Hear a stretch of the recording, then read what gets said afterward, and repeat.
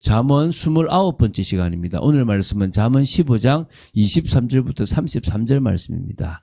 25절부터 29절 말씀까지를 합독하고 잠언 15장 23절부터 33절 말씀까지를 보도록 하겠습니다. 그러면 잠언 15장 25절부터 29절 말씀을 한 목소리로 합독하겠습니다. 여호와는 교만한 자의 집을 허시며 과부의 지게를 정하시느니라. 악한 꾀는 여호와께서 미워하시나 선한 말은 정결하니라. 이익을 탐하는 자는 자기 집을 해롭게 하나 뇌물을 싫어하는 자는 살게 되느니라. 의인의 마음은 대답할 말을 깊이 생각하여도 악인의 입은 악을 쏟느니라. 여호와는 악인을 멀리하시고 의인의 기도를 들으시느니라. 아멘. 자, 계속 지금 솔로몬이 수집하고 편찬했다고 보는 375개의 단편 경구 선집을 보고 있는데요. 그 중에서 잠언 10장 1절부터 15장 33절까지가 반의대꾸법을 사용하여 의인과 악인, 지혜자와 어리석은 자의 삶의 자세 및 그 운명을 대조적으로 이렇게 그 설명했던 184개의 단편 경구들을 보고 있습니다. 오늘 드디어 그 184개의 단편 경구를 마지막으로 봅니다. 그래서 잠언 15장 23절부터 33절까지는 제 174경구부터 제 184경구까지 해당되는, 그래서 이 10장 1절부터 15장 33절이니까 10장부터 15장까지의 내용을 다 본다고 보시면 됩니다. 이거 지금 다 마무리를 짓는다고 보시면 됩니다. 세 부분으로 나누어 보겠습니다. 첫 번째가 이제 23, 24절입니다. 지혜자가 이제 바른 삶을 살아가야 되는데 그 바른 삶을 살 때 선한 결과가 오게 된다라고 하는 것이 이 이제 두 개의 경구입니다. 지혜로운 자는 때에 맞는 적절한 말로서 기쁨을 얻고 위로 향한 생명의 길로 향함으로 그 아래에 있는 음부를 떠나게 된다라고 하는 중요한 말씀이죠. 보면서 보겠습니다. 자, 23절 읽겠습니다. 사람은 그 입의 대답으로 말미암아 기쁨을 얻나니 때에 맞는 말이 얼마나 아름다운고. 여러분, 그 대화를 나누고 있는 그 상황에 참 적절한 때에 딱 알맞는 사람을 살리고 사람의 그 대화에 호응하고 그 사람에게 유익한 말을 한다. 우리는 사실은 복음의 말을 할 수 있잖아요. 어떤 사람이든 그 사람을 살릴 수 있는 말. 그 말은 무조건 그 사람에게 아부하는 말이 아니라 어떨 때는 가시가 되어서 그 사람을 좀 아프게 해도 정말 그 사람에게 유익이 되는 말을 우리는 할 수 있습니다. 그래서 때에 맞는 말을 할 수 있다는 것은요, 지혜로운 사람입니다.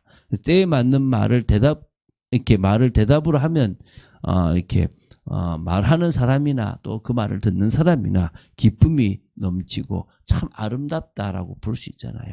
우리의 입술이 복음 안에서 그런 입술 되길 바랍니다.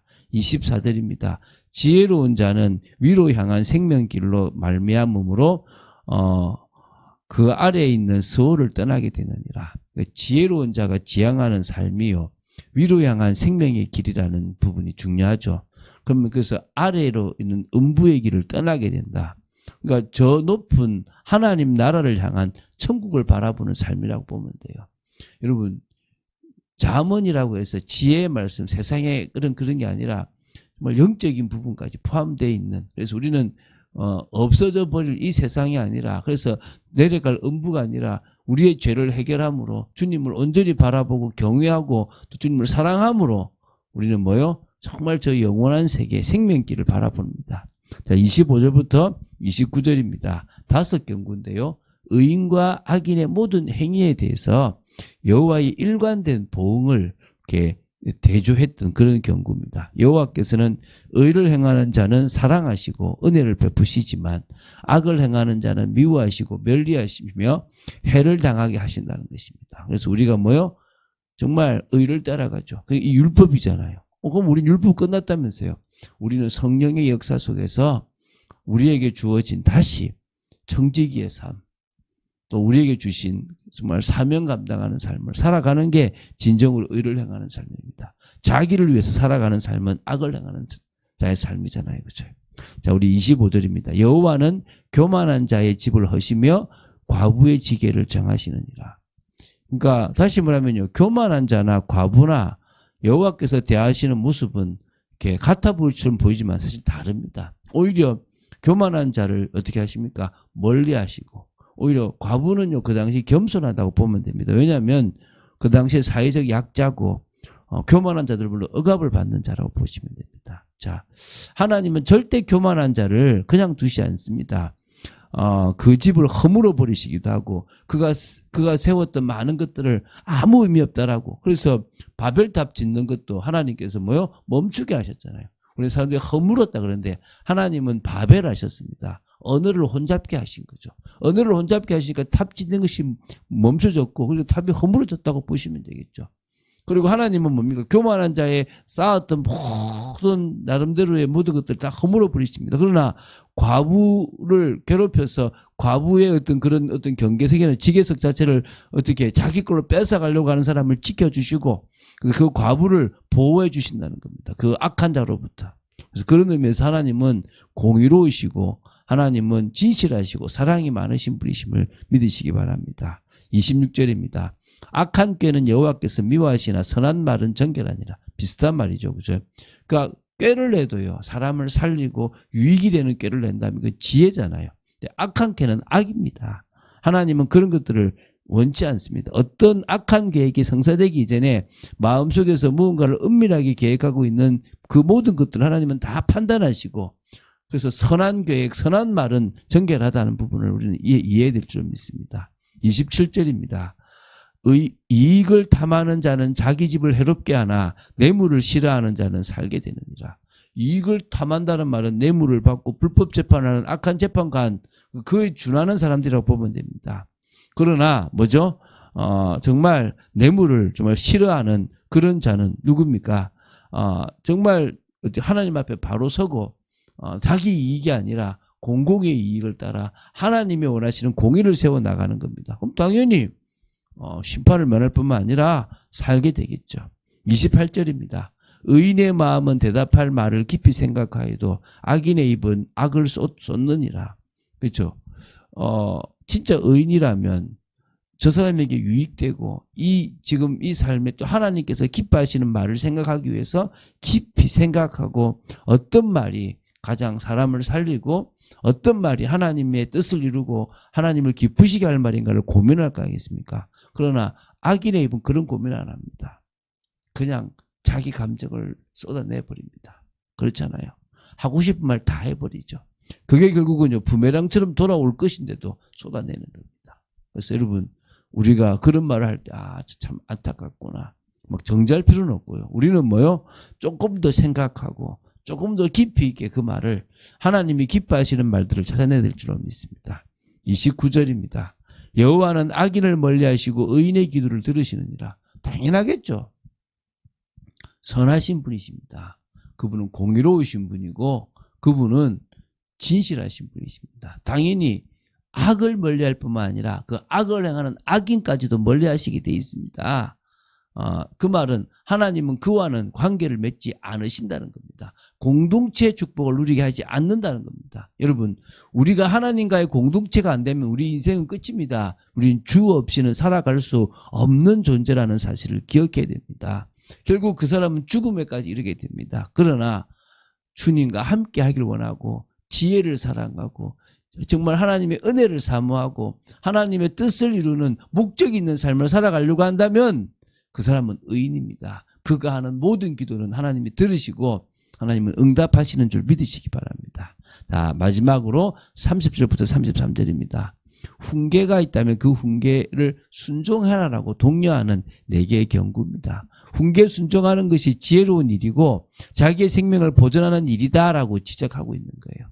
그래서 여러분 33절에 여호와를 경외하는 것이 지혜의 훈계임을 밝힘으로써 여호와를 경외하는 것이 훈계의 핵심이다. 여러분 계속 여호와를 경외하고 지혜를 사모하는, 그래서 정말 하나님의 은혜로 말미암아 정말 의인의 길, 지혜로운 자의 삶을 살아가는 여러분 되시기 바랍니다. 자, 30절입니다.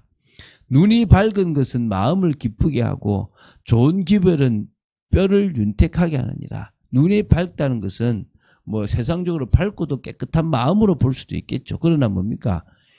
영안이 열렸다는 거예요. 정말 진리를 깨달을 수 있는 명철함을 이해한다라고 생각합니다. 제가 하나님이 기뻐하시는 그런 사실적인 눈, 귀 있는 자는 들으라, 눈 있는 자는 봐라 그러잖아요. 귀 없는 사람 없지 않습니까? 들을 영적인 귀가 없고 볼 영적인 눈이 없다는 것입니다. 우리는 그 눈이 밝다면요, 마음을 기쁘게, 하나님 뜻을 아니까 기쁨이 넘치고, 가야 될 길을, 지금 고난의 길이지만 저 길이 어떤 길인지를 아니까 우리는 기쁨으로 갈 수가 있습니다. 또 좋은 기별은 뼈를 윤택하게 한다. 이건 뭡니까? 바른 훈계가 전해지고 올바르게 받아들여지는 모든 부분들을 기별이라 그러는데요. 그런 삶들, 다시 말하면 다른 사람을 유익하게 하는 모든 것들은 뼈까지도 영육 간의 강건함을 얻게 합니다. 저와 여러분이 어떻게 해요? 사람을 살리고 사람에게 유익이 되는 그런 복된 삶을 살아야 될 줄로 믿습니다. 31절입니다.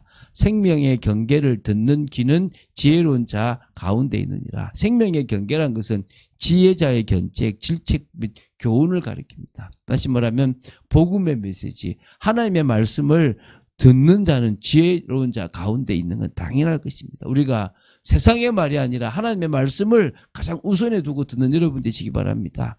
32절입니다. 훈계받기를 싫어하는 자는 자기의 영혼을 경히 여김이라. 견책을 달게 받는 자는 지식을 얻느니라.